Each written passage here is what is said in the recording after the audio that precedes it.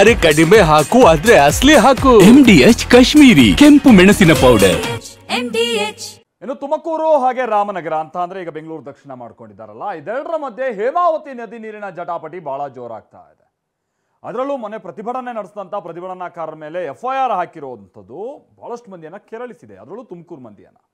ತುಮಕೂರು ಗ್ರಾಮಾಂತರ ಶಾಸಕ ಸುರೇಶ್ ಗೌಡ ಹಾಗೆ ಮಾಗಡಿ ಶಾಸಕರ ನಡುವೆ ದೊಡ್ಡ ಜಲ ಯುದ್ಧವೇ ಶುರುವಾಗಿದೆ.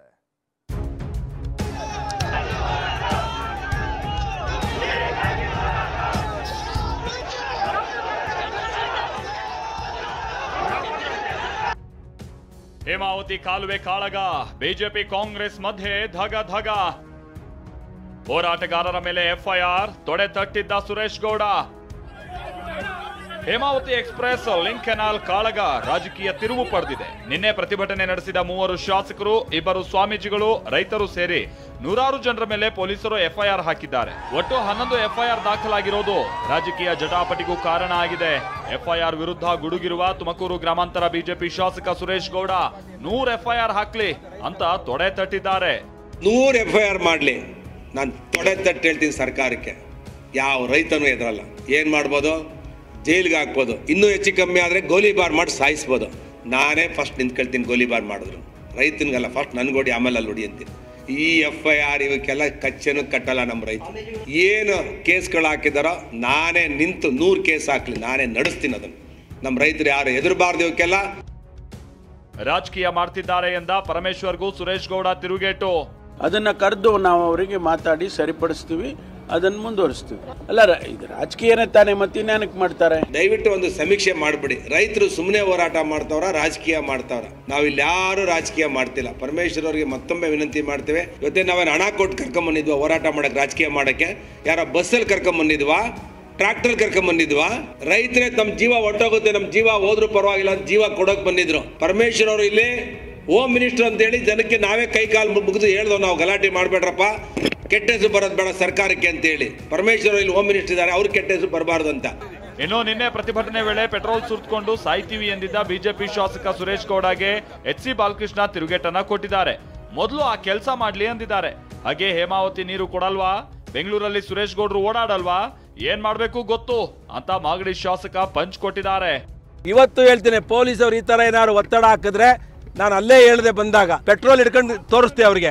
ಪೆಟ್ರೋಲ್ ಹಾಕೊಂಡು ನಾನೇ ಸೆಲ್ಫಿ ಮಿಲಿಯೇಷನ್ ಮಾಡ್ತೀನಿ. ನನ್ನ ಜೊತೆ ಹೋಮ್ ಮಿನಿಸ್ಟರ್ ರಾಜೀನಾಮೆ ಕೊಡಬೇಕು, SP ಸಸ್ಪೆಂಡ್ ಆಗಬೇಕು. ಪಾಪ ಮೊದಲ ಕೆಲಸ ಮಾಡ್ಲಿ ಬಾಬಾ, ಬಾರಿ ಅವರು ಆಗ ಅದೊಂದು ಮಾಡಿದ್ರೆ ಬಹುಶಃ ಎಲ್ರಿಗೂ ಮುಕ್ತಿ ಸಿಗ್ತದೆ. ಅವ್ರು ನಾಳೆನೇ ಆ ಕೆಲಸ ಮಾಡೋದು ಒಳ್ಳೇದು. ನಾವು ಅವರು ಹೇಮಾವತಿಗೆ ಕೊಡದೆ ಹೋದ್ರೆ, ಹೇಮಾವತಿ ನೀರ್ಗೆ ನಮ್ಮನ್ನು ಕೊಡದೆ ಹೋದ್ರೆ ನಾವು ಬೆಂಗಳೂರಿನಲ್ಲಿ ಅವ್ರಿಗೆ ಏನ್ ಮಾಡ್ಬೇಕು ನಾವು ಮಾಡ್ತೀವಿ. ಸುರೇಶ್ ಗೌಡ್ರಿಗೂ ಮಾಡ್ತೀವಿ, ತುರ್ಬೇಕೆರೆ ಕೃಷ್ಣಪ್ಪನಿಗೂ ಮಾಡ್ತೀವಿ, ಎಲ್ರಿಗೂ ಮಾಡ್ತೀವಿ. ನಾವು ಬಹಳ ತಾಳ್ಮೆಯಿಂದ ಕಾಯ್ತಾ ಇದೀವಿ. ನಾವು ಕೇಳ್ತಾ ಇರೋದು ನಮ್ಮ ಹಕ್ಕು.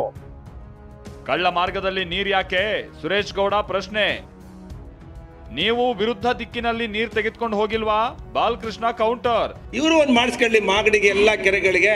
ಯಾಕೆ ಕಳ್ಳ ಮಾರ್ಗದಲ್ಲಿ ಈ ತರ ಗೊಂದಲ ಮಾಡಿ ನೀರು ಬರುತ್ತಾ ನೀವ್ ಹೇಳಿ. ನಾನು ಮಾಗಡಿ ಶಾಸಕರಿಗೆ ವಿಧಾನಸೌಧದಲ್ಲೂ ಕೂಡ ಮಾರ್ಗದರ್ಶನ ಮಾಡಿದೆ.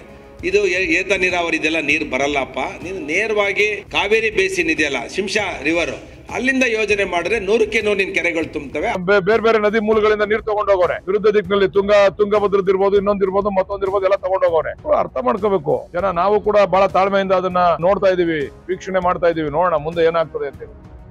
ಇನ್ನು ಗುಬ್ಬಿ ಕಾಂಗ್ರೆಸ್ ಶಾಸಕ ಶ್ರೀನಿವಾಸ್, ಈ ಯೋಜನೆಗೆ ನನ್ನ ವಿರೋಧವೂ ಇದೆ, ಜನರ ಅಭಿಪ್ರಾಯ ಏನಿದೆಯೋ ಅದೇ ನನ್ನ ಅಭಿಪ್ರಾಯ ಅಂದಿದ್ದಾರೆ. ಕುಣಿಗಲ್ ಕಾಂಗ್ರೆಸ್ ಶಾಸಕ ಕೂಡ ಮಾಗಡಿಗೆ ನೀರು ಹೋಗಲ್ಲ, ಕುಣಿಗಲ್ಗೆ ಮಾತ್ರ ಸೀಮಿತ ಅಂತ ಹೇಳಿದ್ದಾರೆ. ಈಸಿಯಾಗಿ ಹೋಗುತ್ತೆ, ಇದೆಲ್ಲ ಉಗ್ರಾಗ ಹೋಗೋದು ಕೊಡ್ಲಿ ಆಗಿ ತಗೊಂತೀರಾ ಈಸಿಯಾಗಿ. ಈಗ ಗೊರೂರಿಂದ ನೀರು ಬರುತ್ತೆ ಇಲ್ಲಿಂದ ತಕನ ಅಂತಂದರೆ, ಇಲ್ಲಿಂದ 10 ಕಿಲೋಮೀಟ್ರ್ ಮುಂದೆ ಚಾನಲ್ ತಗೊಂಡೋಗಕ್ಕಾಗಲ್ವಾ? ಈಸಿಯಾಗಿ ತಗೊಂಡೋಗ್ಬೋದು.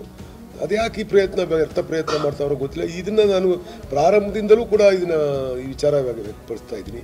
ಅದು ಏನಕ್ಕೂ ಗೊತ್ತಿಲ್ಲ, ಹಠ ಮಾಡ್ದಂಗೆ ಇದನ್ನು ಇದೇ ಮಾಡಬೇಕು ಅನ್ನೋ ದೃಷ್ಟಿ ಇಟ್ಕೊಂಡು ಮಾಡ್ತಾ ಇದ್ದಾರೆ. ಅದ್ರ ಬಗ್ಗೆ ನಾನು ಫೈನಲ್ ಆಗಿ ಮಾತಾಡ್ತೀನಿ. ಜನರ ಅಭಿಪ್ರಾಯ ಏನಿದೆ, ನನ್ನದು ಅಭಿಪ್ರಾಯ ಅದೇ.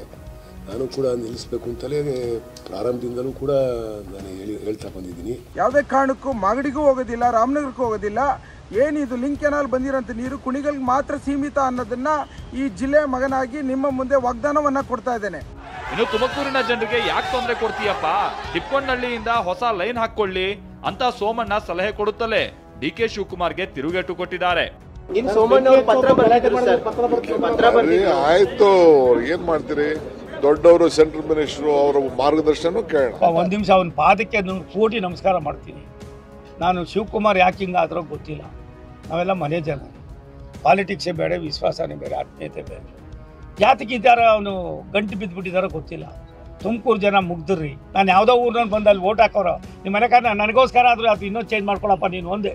ಇನ್ನು ಡಿಸಿಎಂ ಡಿಕೆ ಶಿವಕುಮಾರ್ ಮಾತನಾಡಿ ನಾಳೆ ಸುದ್ದಿಗೋಷ್ಠಿಯಲ್ಲಿ ಎಲ್ಲದಕ್ಕೂ ಉತ್ತರ ಕೊಡ್ತೀವಿ ಅಂದಿದ್ದಾರೆ. ನಾಳೆ ಪ್ರೆಸ್ ಕಾನ್ಫರೆನ್ಸ್ ಮಾಡ್ತೀನಿ, ಆಮೇಲೆ ನಾಳೆ ಮಾತಾಡ್ತೀನಿ. ನಾಳೆ ಮಾತಾಡ್ತೀನಿ. ಸದ್ಯ ಹೇಮಾವತಿ ಜಲ ಹೋರಾಟ ಬೂದಿ ಮುಚ್ಚಿದ ಕೆಂಡದಂತಿದೆ. ರಾಜಕೀಯ ಜಟಾಪಟಿಯು ಕೂಡ ಜೋರಾಗಿ ನಡೀತಾ ಇದೆ. ಎಫ್ಐಆರ್ ದಾಖಲಾಗಿರೋದು ಕಾಂಗ್ರೆಸ್ ಮತ್ತು ಬಿಜೆಪಿ ನಡುವೆ ಹೊಸ ಯುದ್ಧಕ್ಕೆ ನಾಂದಿ ಹಾಡಿದೆ. Bureau report, TV nine. MDH ನ ಕಿಚನ್ ಕಿಂಗ್ ಕಿಚನ್ ಅಲ್ಲಿದ್ರೆ ನಾವು ಎಲ್ಲವನ್ನು ಮಾಡಬಹುದು. ಬೆಂಗನ್ ಕ ಬರ್ತಾ, ಆಲೂ ಗೋಬಿ, ಭಿಂಡಿ ಮಸಾಲಾ, ಇನ್ನೂ ಬಹಳಷ್ಟು. MDH